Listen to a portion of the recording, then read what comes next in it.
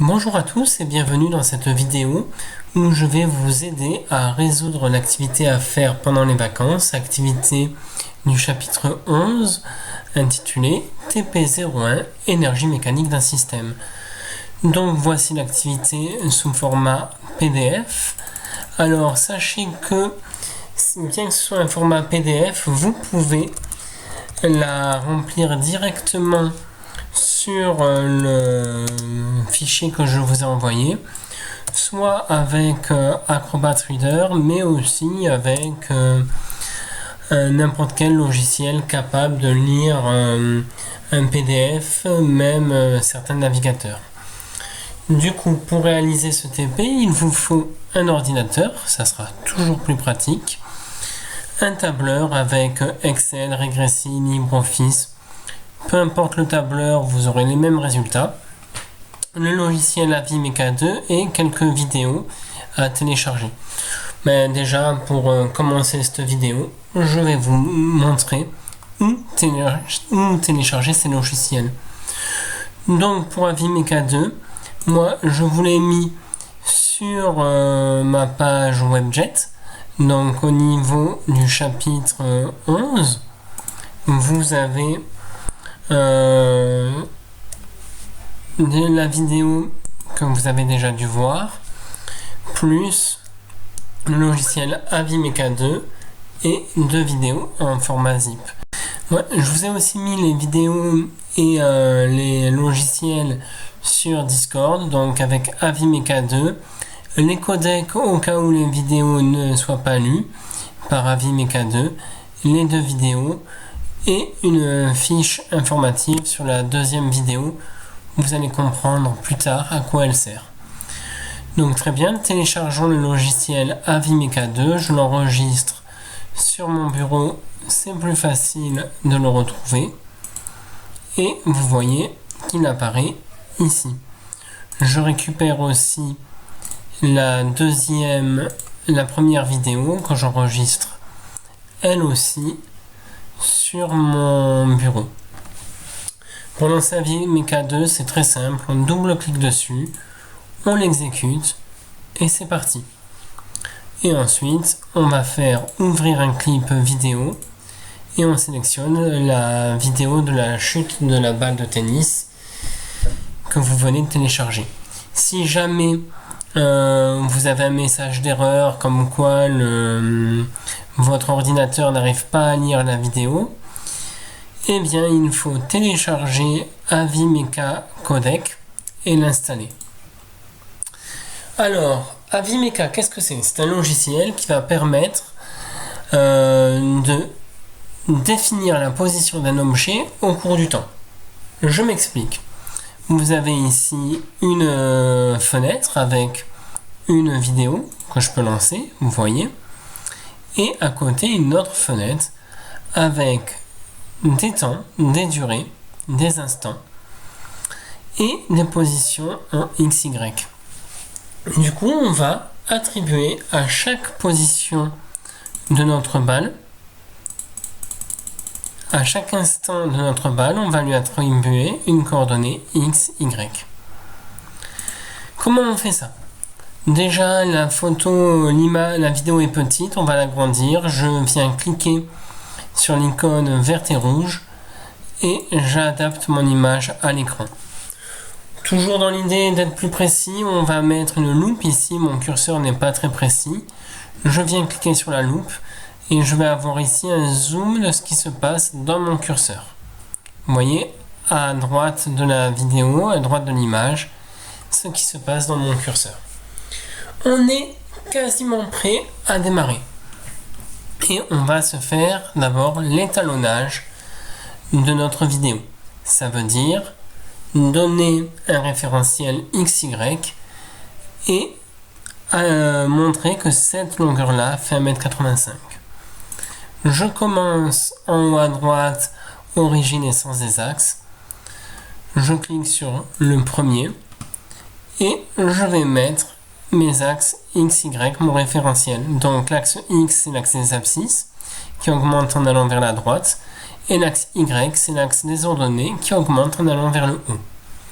Ça c'est fait, on a notre référentiel, on va définir l'échelle.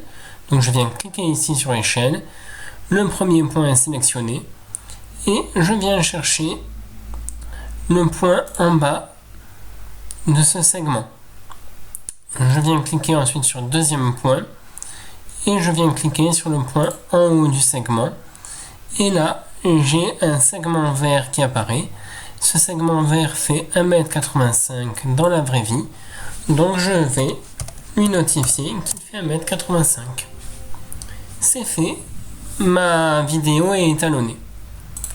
Et bien maintenant, procédons aux mesures. Donc, on vient cliquer sur la balle de tennis à chaque position. À chaque fois que je clique, la vidéo avance d'une image et je viens repérer un point, le centre de ma balle, identique à chaque fois, et je clique et vous voyez que chaque position qu'a pris la balle au fur et à mesure du temps et les positions XY de la balle au cours du temps. Alors là, le pointeur est un peu petit, donc on va augmenter sa taille. Ça, c'est esthétique. Vous avez vu que là, la taille des croix a augmenté. Et puis on va remplacer ça par un cercle au rouge pour mieux le voir. Ça, c'est juste pour que ce soit plus pratique à voir. Et on finit notre mesure. Donc là, moi, je le fais à peu près. Bien sûr, je compte sur vous pour être le plus précis possible. J'ai fait toutes mes mesures, je les ai dans ce tableau-là. On va les importer dans notre tableur préféré, pour moi Excel.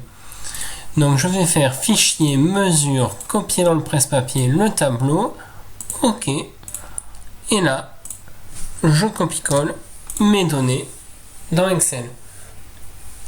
Alors elles apparaissent en notation scientifique, c'est pas gênant, mais pour ma part, je préfère une notation standard, donc je le change rapidement. Si vous restez en écriture scientifique, c'est pas du tout un souci.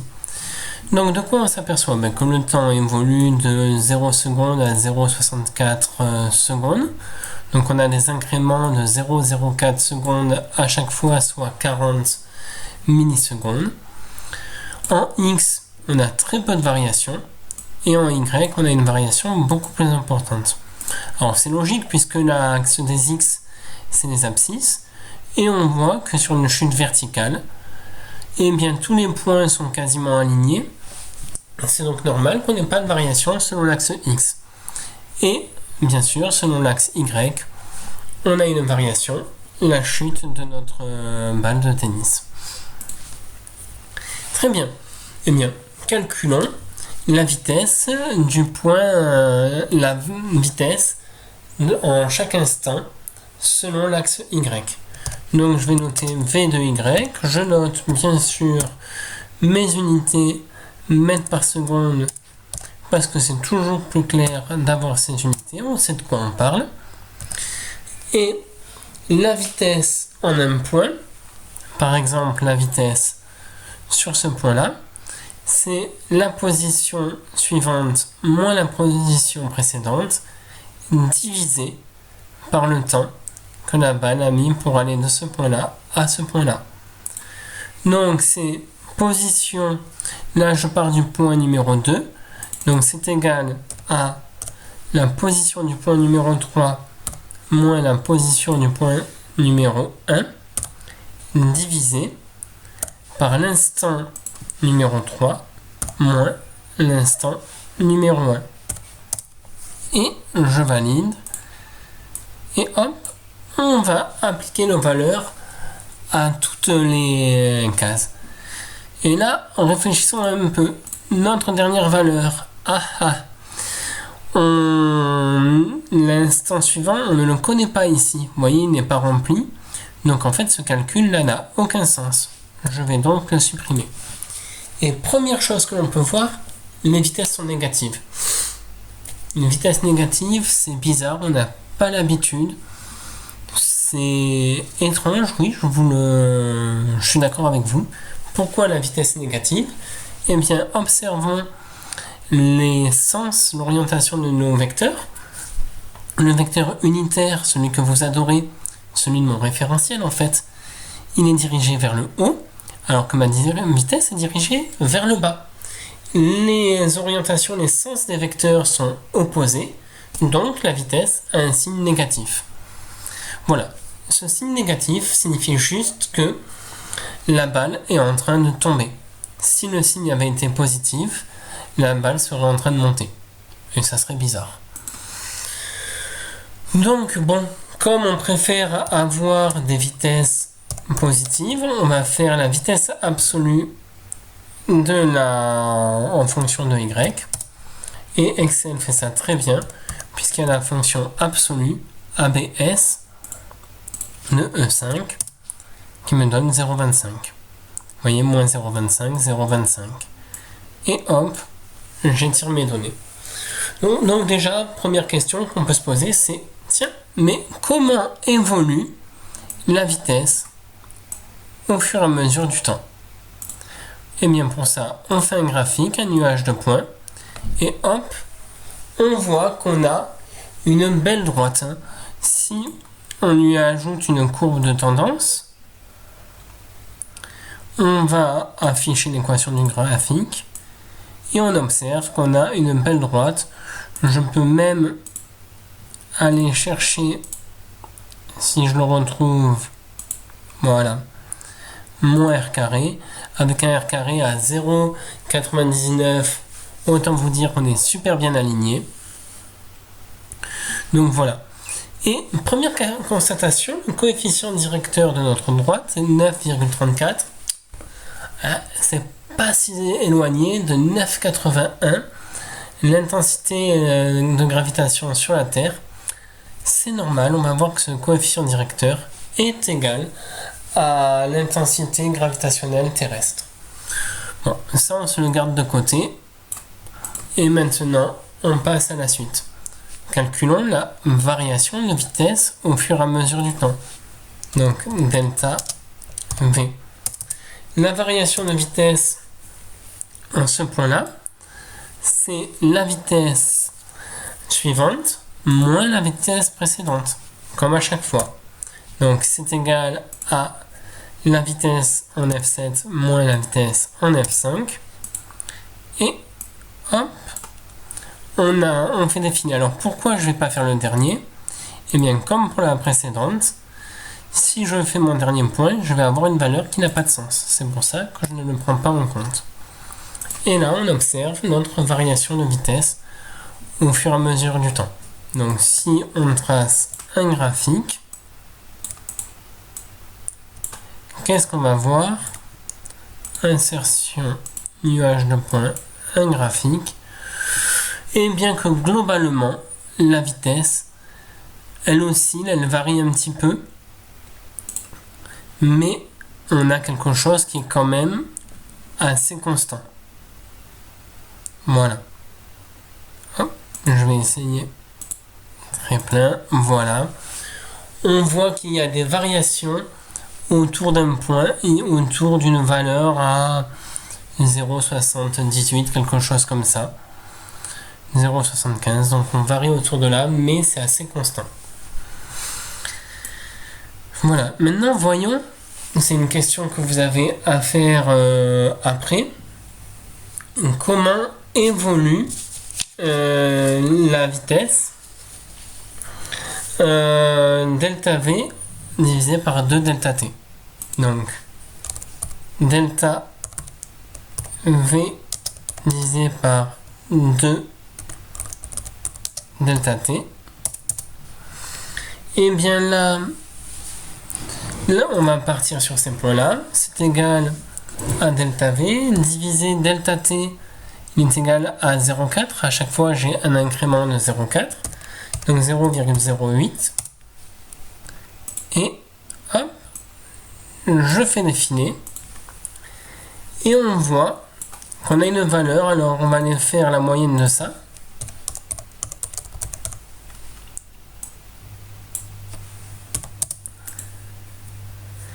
On a une moyenne à 9,32.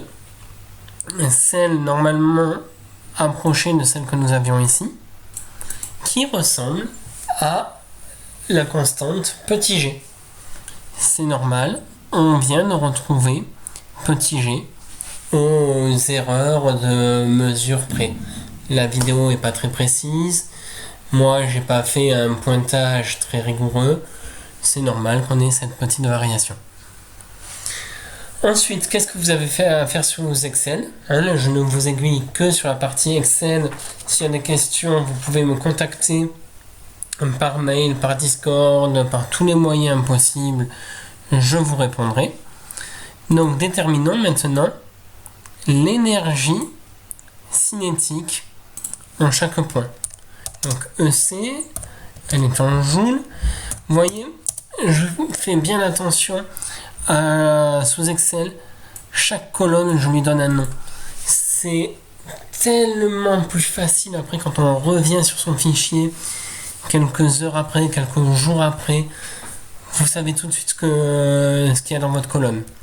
Franchement, faites-le, mettez des noms à vos colonnes, mettez un maximum d'unités, de repères pour que vous sachiez de quoi vous parlez quand vous m'enverrez vos fichiers. Je saurai qu'est-ce qu'il y a dans chaque colonne. C'est juste mieux. Voilà, il n'y a rien d'autre à dire. Donc allez, la formule de l'énergie cinétique, tous en cœur. EC est égal à 1,5, donc 0,5, de la masse fois la vitesse au carré. Donc la masse de la balle de tennis, je vous l'ai donné dans l'énoncé, 56,70 grammes. Donc 1,5 fois la masse, on passe en kilogrammes, on y pense bien, 0,0667, et le petit 0 qui va bien, fois la vitesse au carré. Donc je peux prendre ma vitesse ici ou ma vitesse absolue, dans tous les cas, en le mettant au carré, j'aurai une valeur positive, et le carré, c'est le petit chapeau 2. Si vous ne le trouvez pas, vous pouvez faire aussi la case 5 fois la case 5. Ça fait le carré. Et hop, on fait défiler et on a nos valeurs. Maintenant, l'énergie potentielle, elle est en quoi? Elle est en joules. Et l'énergie potentielle, EPP, M est égal à MGH. Donc la masse égale 0,0567 fois l'intensité de pesanteur G. On va prendre 9,81, on va pas récupérer celui qu'on a eu précédemment. On sait que la valeur 9,81 est juste, autant l'utiliser, fois la position au point Y. Alors la position en Y, elle est donnée ici. Et hop, on fait défiler. Alors déjà, on peut voir que notre énergie cinétique augmente au fur et à mesure du temps et que l'énergie potentielle, elle passe de 1,12 joules à 0,22, elle a diminué. Et l'énergie mécanique, qu'est-ce qu'elle va faire?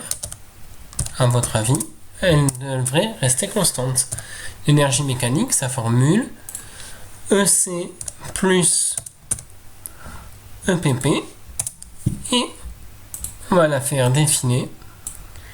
Et on voit qu'on est globalement constant. Il faut quand même se rappeler qu'on est en sciences expérimentales. Il y a des erreurs de mesure. Mais vous voyez déjà que sur les premiers points, on est très très très constant. Là, regardez, on est au centième près, on est constant. Et maintenant, faisons un petit graphique évolution de l'énergie cinétique, de l'énergie potentielle et de l'énergie mécanique en fonction du temps. Je sélectionne ma colonne du temps, mes trois autres colonnes. Alors pourquoi je sélectionne aussi ces cases vides? Parce que là j'ai sélectionné toutes ces cases là de la case 3 à 2 à 20. Donc je vais sélectionner les mêmes ici. Donc hop, tac et tac, et insertion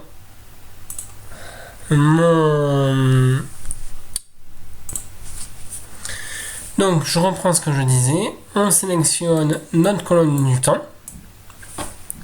Hop, je maintiens avec CTRL pour ne pas la désélectionner. Et les autres colonnes, en vérifiant bien que le nombre de lignes sélectionnées est identique. Et puis insertion graphique. Et voilà. Alors, comme j'ai sélectionné le nom des colonnes, et vous voyez, c'est important de nommer ces colonnes.